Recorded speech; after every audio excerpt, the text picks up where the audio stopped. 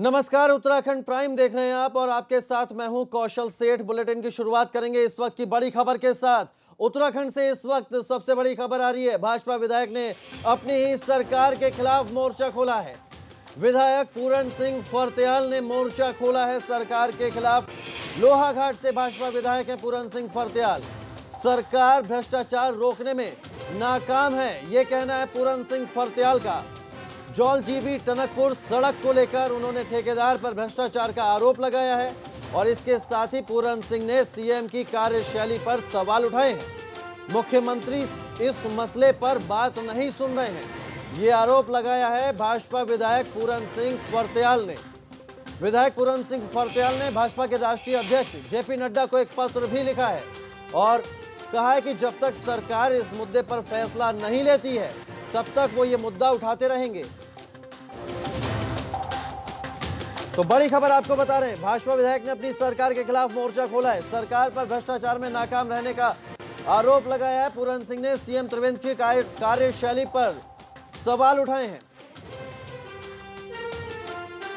सरकार से हमने कहा कि ये गलत प्रमाण पत्रों के आधार पर इसको ठेका मिला है और इसको तत्काल इसके खिलाफ अपील करें। इसको ठेका नहीं दिया जा सकता कि गलत प्रमाण पत्रों के आधार पर। सरकार ने 26 तारीख को महीना 7 को एक आदेश किया कि भाई तत्काल इस पर कार्रवाई करके अपील की जाए, लेकिन 10-15 दिन ही बाद सरकार का एक नया फरमान आ जाता है कि सरकार कोल्ड नहीं जाएगी और इसी को ठेका दिया जाएगा। वर्तमान में अगर ठेका होता तो 200 करोड़ में जाए, गलत तथ्य रखे। तो इसमें मेरी नाराजगी थी कि जब ठेके टेंडर पड़े हैं, बिलों में पड़े हैं, जो आज 123 करोड़ का टेंडर है वो 100 करोड़ में जाना है, जो 80 का टेंडर लगा है वो 60 में जाना है। सरकार को फायदा होना है, उसको कंपलसेशन भी उसी में से कवर होना है, सरकार को फायदा होना है और एक भ्रष्टा ठेकेदार को रोकना है। लेकिन सरकार ने ऐसा नहीं किया। ये भी एक दुरुपयोग है। पुल से पहले वो सड़क बनती है, 2-4 सालों में वो डैमेज हो जाएगी, सरकार को एक नुकसान और होना होगा और इस भ्रष्ट ठेकेदार को इंटरनेशनल ठेकेदार बन जाएगा। जो आज 123 के फर्जी प्रमाण पत्रों से क्वालिफाई इसको दिखाया गया तो उसके आधार पर जो तिगुना होता है इंटरनेशनल ठेकेदार, इसका कलंक भारतीय जनता पार्टी पे लगेगा। ये कलंक को नहीं लगने देने के लिए ही हम संघर्ष कर रहे हैं, रोकने की कोशिश कर रहे हैं कि भारतीय जनता पार्टी बदनाम न हो। तो बड़ी खबर आपको बता रहे हैं, भाजपा विधायक ने अपनी सरकार के खिलाफ मोर्चा खोला है। पूरन सिंह फर्त्याल को आप सुन रहे थे, जो लगातार निशाना साध रहे थे और जौलजीबी टनकपुर सड़क को लेकर उन्होंने ठेकेदार पर भ्रष्टाचार का आरोप लगाया और मुख्यमंत्री से इस मसले में कोई बात नहीं सुनने का भी आरोप लगाया है। ज्यादा जानकारी के साथ सीधे हमारे उत्तराखंड के ब्यूरो चीफ अजीत राठी हमारे साथ जुड़ गए। अजीत, कितना मुश्किल कहा जा सकता है, अब भाजपा के जो विधायक हैं अपनी सरकार से नाराज हैं, लगातार मोर्चा खोल रहे हैं। पूरन सिंह फर्त्याल ने भी निशाना साधा है। 2022 ज्यादा दूर नहीं है, ऐसे में कितनी बड़ी खतरे की घंटी है ये? देखिए, जिस तरह से भारतीय जनता पार्टी के लोहाघाट के विधायक ये सब तथ्य सामने रख रहे हैं, तो जब तक उनके तथ्यों पर सरकार कोई अपना जवाब नहीं दे देती या उनसे कोई डायलॉग नहीं कर देती तो तब तक उनको गलत ठहराना उचित नहीं है। और वो बहुत ही कंटेंट के तौर पर सारी चीजें इस तरह से सामने रख रहे हैं। वो तारीख और कंपनी और सरकार के फैसले और उनको जो चीज डॉक्यूमेंटेड है वो सब चीजें बता रहे हैं। और उनकी पिछले 3-4 दिन पहले कुछ वरिष्ठ विधायकों ने मुख्यमंत्री से बातचीत भी कराई। तो लेकिन पूरन सिंह फर्त्याल ये कह रहे हैं कि जब तक मैं जिस तथ्य को लेकर आगे बढ़ रहा हूँ, जो मेरा मामला है, अगर उसमें सही और गलत का फैसला नहीं होता तो बातचीत का भी क्या फायदा होगा। और वो कह रहे हैं कि भाई मुझे मुख्यमंत्री से मिलने में कोई गुरेज नहीं है, लेकिन ये जो स्थिति बन गई है और जो करप्शन का मामला सरकार पर सीधे सरकार को बदनाम करने का काम कर रहा है, पार्टी को बदनाम करने का काम कर रहा है। एक ऐसे ठेकेदार को इतना सैकड़ों करोड़ रुपए का ठेका दिया गया है, सरकार उसके खिलाफ आर्बिट्रेशन में क्यों नहीं गई? तो मेरी सुनवाई नहीं हो रही है। तो इसलिए अब मैं जगत प्रकाश नड्डा जी जो पार्टी के राष्ट्रीय अध्यक्ष हैं उनको मैंने चिट्ठी लिखी है और मैं उनसे मिलने का सम्मान। अजीत, वो चिट्ठी भी हम दिखा रहे हैं अपने दर्शकों को, स्क्रीन पर दिखा रहे हैं जो चिट्ठी पूरन सिंह फर्त्याल ने लिखी है। लेकिन फिर अजीत, ये बात, फिर सवाल ये उठता है कि आखिर जब वो शिकायत बार बार कर रहे हैं और कह रहे हैं कि मुख्यमंत्री इस मामले में संज्ञान नहीं ले रहे हैं, तो आखिर ठेकेदार को लेकर किस तरह का रवैया है सरकार का? नहीं, देखिए सरकार का रवैया तो अभी जैसे मैंने अभी आपको बताया कि पूर्ण सिंह फर्त्याल और सरकार के बीच इस मामले को लेकर अभी तक भी कोई डायलॉग नहीं हुआ है। कुछ जो वरिष्ठ विधायक हैं उन्होंने इस बीच में मध्यस्थता करने की कोशिश की थी, लेकिन अभी तक भी सरकार के जो कोई अधिकृत प्रतिनिधि या चीफ सेक्रेटरी हो सकते हैं, पीडब्ल्यूडी सेक्रेटरी हो सकते हैं, या मुख्यमंत्री खुद हो सकते हैं, या मुख्यमंत्री किसी मंत्री को नामित करते हुए हो सकते हैं, अगर कोई टेबल टॉक नहीं हो रही है तो अभी तक तो यही माना जाएगा ना कि जो पूर्ण सिंह फर्त्याल कह रहे हैं उनकी बात सही है, क्योंकि ये पिछले एक पखवाड़े से प्रकरण चल रहा है। जी बहुत शुक्रिया अजीत आपका हमारे साथ जुड़ने के लिए और ये तमाम जानकारी हमसे साझा करने के लिए। तो पूर्ण सिंह फर्त्याल ने जो पत्र लिखा है भाजपा अध्यक्ष जेपी नड्डा को, वो भी हम आपको दिखा रहे हैं। उन्होंने अपनी सरकार पर निशाना साधा है।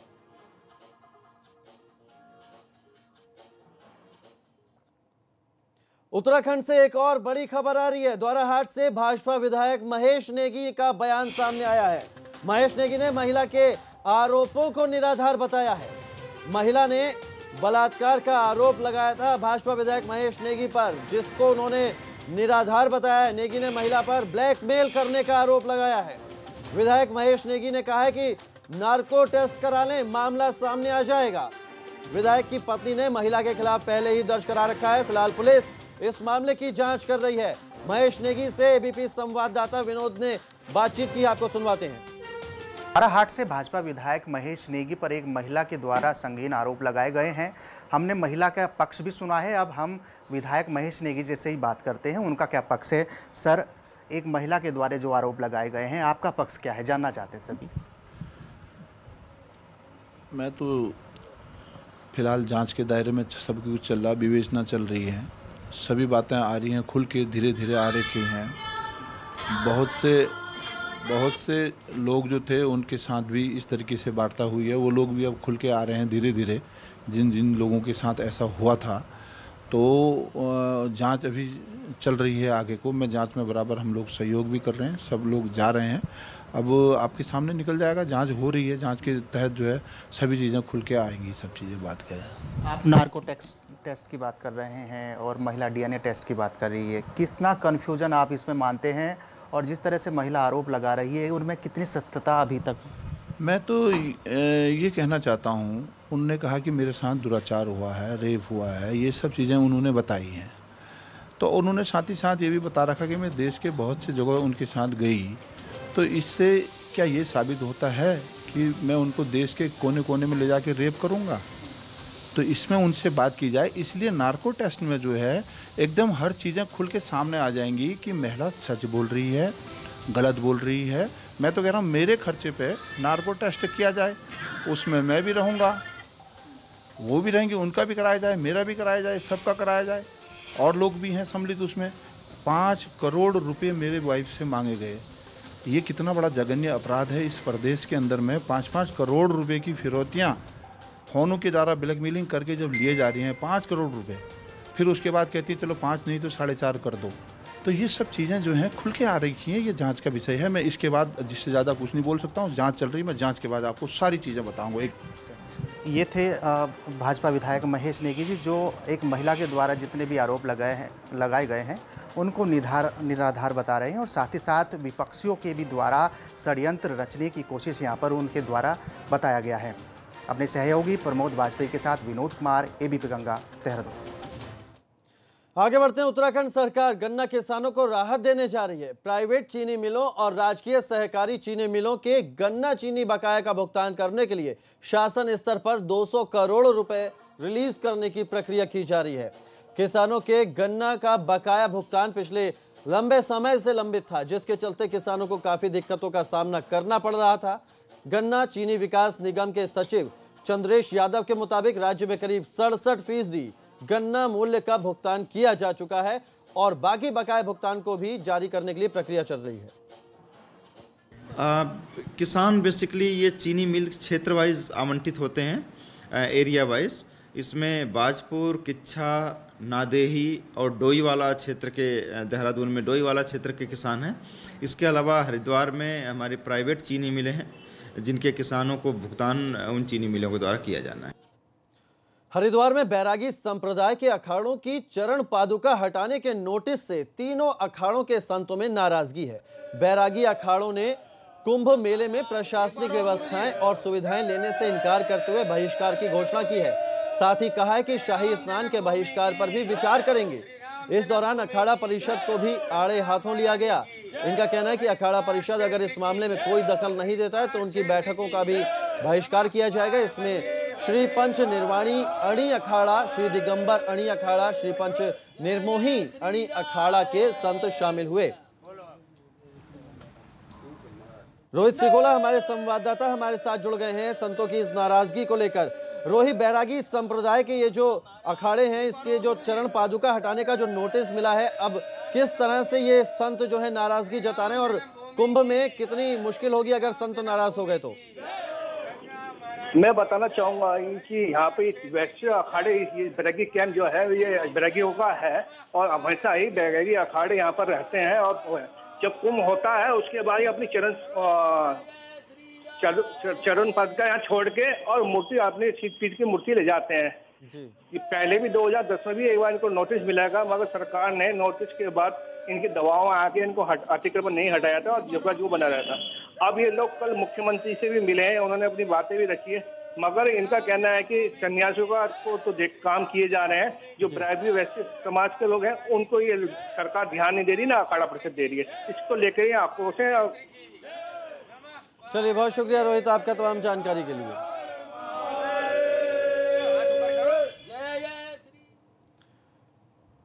देहरादून में 2021 महाकुंभ की तैयारियों को लेकर सीएम त्रिवेंद्र ने सचिवालय में अखाड़ा परिषद के साधु संतों के साथ मीटिंग की, जिसमें कई अहम बिंदुओं पर चर्चा की गई।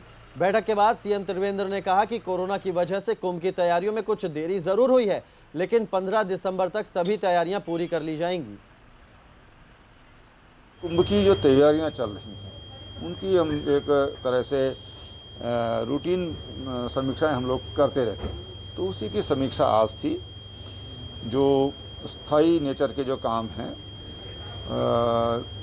जिनको टारगेट ये किया गया कि नवंबर लास्ट तक हम पूरा कर लेंगे, लेकिन कोविड के कारण थोड़ा दिक्कत हुई है, तो फिर भी हम ये अनुमान लगा रहे हैं कि ज़्यादा से ज़्यादा 15 दिसंबर तक ये सारे कार्य पूरे हो जाएंगे, यानी कि कुंभ से प्रारंभ होने से पहले ये काम हमारे संपन्न हो जाएंगे। जोशीमठ में बद्रीनाथ नेशनल हाईवे कड़ी मशक्कत के बाद खोल दिया गया है। लामबगड़ स्लाइड पर लगातार मलबा आने से रास्ता बंद हो रहा था, लेकिन जेसीबी की मदद से मेका फेरी कंपनी ने बद्रीनाथ हाईवे को एक बार फिर खोल दिया है। आपको बता दें कि लगातार जोशीमठ में लामबगड़ स्लाइड पर मलबा आने से बद्रीनाथ हाईवे बंद हो रहा है, जिससे चारधाम यात्रियों को काफी दिक्कतों का सामना करना पड़ रहा है।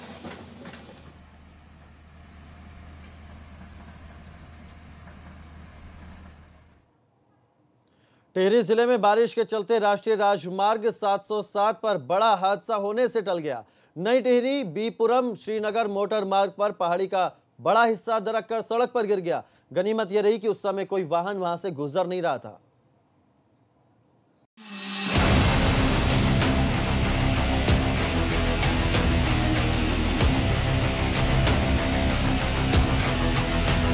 टिहरी में नेशनल हाईवे पर गिरे ये बड़े बड़े पत्थर राहगीरों की राह में रोड़ा बन रहे हैं। बारिश की वजह से पहाड़ी दरकने लगी, जिसके बाद मलबा और पत्थर हाईवे पर आ गिरे। ये असल में मुख्य राजमार्ग है जो बीपुरम श्रीनगर वगैरह को जोड़ता है नई टिहरी से, और लगातार बारिश होने के कारण यहाँ पर पहाड़ी दरक रही है और भारी मात्रा में भारी भूस्खलन हो रहा है और पत्थर गिर रहे हैं, जिस वजह से राजमार्ग लगातार बाधित हो रहा है। जान माल का खतरा बना हुआ है, गाड़ियों के लिए खतरा बना हुआ है। ये रोड नई टिहरी, घनसाली, प्रतापनगर और श्रीनगर को जोड़ता है, जिस पर वाहनों की आवाजाही काफी ज्यादा रहती है। गनीमत रही कि जब यह हादसा हुआ तब कोई यहाँ से गुजर नहीं रहा था, वरना अंजाम बुरा होता। बारिश की वजह से लगातार पहाड़ी गिर रही है और ये मेन मोटर मार्ग है टिहरी बीपुरम का, तो ऐसा होता है कि अब अगर कोई गाड़ी जा रही होती है तो उनके लिए खतरा हो सकता था। और ये पहाड़ियाँ गिरती रहती है यहाँ पे, जैसे बारिश होती है तो ये हर साल लगभग ये गिरता रहता है यहाँ पे। जेसीबी की मदद से मलबा साफ कर हाईवे तो खोल दिया गया, मगर मॉनसून सीजन में पहाड़ियां जिस तरह से दरक रही हैं, उसके बाद भूस्खलन की संभावना बनी हुई है। ऐसे में जरूरी है कि अगर आप यहां से गुजरते हैं तो सावधानी जरूर बरतें। टिहरी से अंकित मित्तल की रिपोर्ट, एबीपी गंगा। बारिश और भूस्खलन की वजह से रुद्रप्रयाग में 20 से ज्यादा मार्ग अभी भी बंद हैं। जिले के सबसे दूरस्थ क्षेत्र पूर्वी बांगर को जोड़ने वाला छेनागाड़ बक्सीर मोटर मार्ग महीने भर से बंद है। बांगर क्षेत्र की हजारों की आबादी किसी तरह पैदल आवाजाही कर रोजमर्रा की सामग्री की व्यवस्था कर रही है। आलम यह है कि मार्ग पर पानी बह रहा है, जिससे राहगीरों की मुश्किलें बढ़ गई हैं। एक जीप बरसाती नाले में फंस गई, जिसे काफी मशक्कत के बाद निकाला गया और यह तस्वीर हम आपको उसी जीप की दिखा रहे हैं।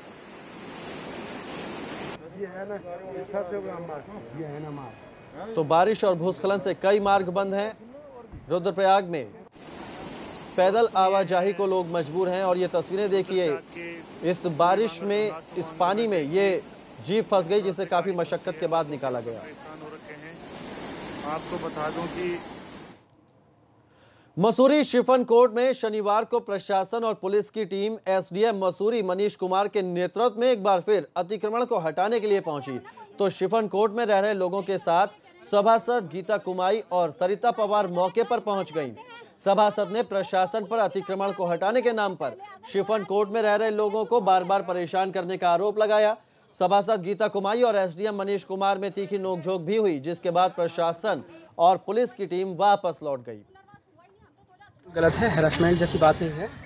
जो प्रोसेस है तो उसके फॉलोअप एक्शन में हम लोग आए थे। हम लोगों ने लोगों से बात की है, कई लोग मान गए हैं, तैयार हो चुके हैं और होपफुली ये जो प्रोसेस है ये प्रोसेस शांति से हो जाए और इसमें जो है जो भी लोग हैं, जो भी स्टेक होल्डर्स हैं, उन सभी के इंटरेस्ट को जो है हम लोग। रामनगर क्षेत्र पंचायत के 27 सदस्यों ने इस्तीफा दे दिया है। इनका आरोप है कि खंड विकास अधिकारी उत्पीड़न कर रहे हैं, जिससे क्षेत्र पंचायत सदस्य अपने क्षेत्र में काम नहीं करा पा रहे हैं। हालांकि बीडीओ ने अपने ऊपर लगाए गए इन सभी आरोपों को गलत बताया है। जनता का रोष हमें झेलना पड़ रहा है। जनता लगातार हमसे कहती है कि हमने चुन के आपको हमने ब्लॉक भेजा और आप हमारे गांव का विकास नहीं कर रहे हैं, जिसको लेकर हमने कई बार प्रमुख जी के माध्यम से भी हमने वार्ता की बीडीओ साहब आप हमें काम करने दीजिए, छोटी छोटी बातों में जो है कामों में, विकास की योजनाओं में टांग ना अड़ाइए। तो वो नहीं माने। उसके बाद आज सारे हमारे जो जितने भी क्षेत्र पंचायत सदस्य थे हम सब लोग मिले कल हमने एक मीटिंग की और आज हमने सामूहिक इस्तीफे लगभग 27 बीडीसी मेंबरों ने यहाँ पे इस्तीफे सौंप दिए हैं। पिथौरागढ़ जिला अस्पताल में भर्ती महिला की मौत पर हंगामा हो गया। इस दौरान इमरजेंसी ड्यूटी पर तैनात मरीज के परिजनों ने मारपीट कर दी। डॉक्टरों ने मामले की जानकारी दी। जब तक पुलिस मौके पर पहुंची, मारपीट करने वाला युवक फरार हो गया। मारपीट से गुस्साए डॉक्टरों ने अस्पताल में ओपीडी सेवाएं बंद कर दी।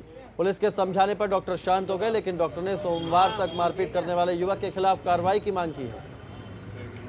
परिजनों ने डॉक्टर्स, फार्मासिस्ट और 4th क्लास पे अभद्र हाथापाई करी और गाली गलौज करी, जिससे कि संयुक्त मोर्चा बना के उन्होंने अस्पताल में अनिश्चितकालीन हड़ताल शुरू कर दी थी। लेकिन वार्ता करके उनको समझाया गया है कि उन्होंने आज आश्वासन दिया कि 12 बजे से हड़ताल खोल दी जाएगी, लेकिन अगर सोमवार 9 बजे तक अगर उन पर कार्रवाई नहीं हुई अभद्र लोगों पर और तो फिर से अनिश्चितकालीन हड़ताल की जाएगी। पिथौरागढ़ मुख्यालय से महज 5 किलोमीटर की दूरी पर कई सड़कें बदहाल हैं। प्रशासन के रवैये से नाखुश लोगों ने डीएम ऑफिस पर प्रदर्शन किया। ग्रामीणों का कहना है कि वो लंबे समय से सड़क की मांग करते आ रहे हैं, लेकिन प्रशासन या जनप्रतिनिधि इस ओर ध्यान नहीं दे रहे हैं। ग्रामीणों का कहना है कि नैनी सैनी हवाई पट्टी से लगे गाँव की सड़क एकदम खस्ता हाल है। शर्म करो, शर्म करो, शर्म करो। नैनी सैनी से सैनीकुंडा सड़क सहेंगे, नहीं सहेंगे, नहीं सहेंगे। जनता का शोषण नहीं सहेंगे, नहीं सहेंगे, नहीं सहेंगे। होश में आओ, जिला प्रशासन होश में आओ, होश में आओ। सचिवालय में 15वें वित्त आयोग को लेकर बैठक की गई, जिसमें केंद्रीय पंचायत मंत्रालय ने सचिव ने वीडियो कॉन्फ्रेंसिंग के जरिए योजनाओं पर बात की। हिमालय राज्यों की ओर से राष्ट्रीय स्तर के निर्माण की परियोजना में पहाड़ी राज्यों की विशेष भौगोलिक और दूसरी परिस्थितियों का ध्यान रखने का आग्रह किया गया। सचिवालय में हुई वीडियो कॉन्फ्रेंसिंग के जरिए जिला पंचायत अध्यक्ष मधु चौहान ने अपना प्रस्ताव और सुझाव रखा। हमारी बैठक थी जो 15वें वित्त आयोग को लेकर, और उसमें जो डिस्ट्रिक्ट लेवल पर और जो इंटरमीडिएट लेवल पर यानी कि ब्लॉक लेवल पे जो योजना का फ्रेमवर्क होना है, उसको लेकर उसमें हम लोगों को किस तरह के काम करवाने हैं, किस तरह में उसमें जो है ज़रूरतें हैं हर स्टेट की, तो उसको लेकर आज वीडियो कॉन्फ्रेंस थी। और दिल्ली से हमारे साथ जो पंचायत राज मंत्रालय से जो वहाँ के अतिरिक्त सचिव थे वो जुड़े हुए थे और बहुत अच्छा उनसे डिस्कशन हुआ है। बहुत सारे सुझाव उन्होंने हमको दिए हैं। एक छोटे से ब्रेक के लिए रुक रहे हैं। उत्तराखंड प्राइम में खबरें और भी हैं।